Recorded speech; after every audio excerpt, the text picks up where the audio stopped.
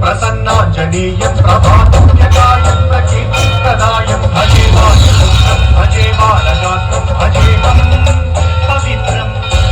అది రామాయణ మహాయుద్ధం భీకరంగా సాగుతోన్న తరుణం. శ్రీరామచంద్రుని సారథ్యంలో వానర సైన్యంతో విజృంభిస్తూ లక్ష్మణస్వామి తనతో పోరాటం చేస్తున్న రావణుడి కుమారుడు ఇంద్రజిత్ తలని బాణంతో ఒక్క వేటుతో వేరు చేశాడు.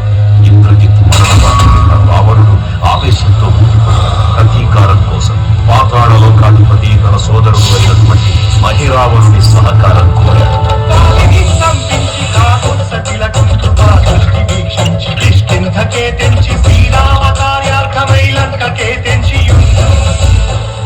ఆ జీవి మకరధ్వజుడు అనే తన పుత్రుడని మహాసముద్రాన్ని దాటుకుండగా నీటిలో పడ్డ స్వేదబిందువు ఒక మొసలి గ్రహించడం వల్ల జన్మించాడని తెలుసుకుని ఆశ్చర్యపోతాడు హనుమంతుడు.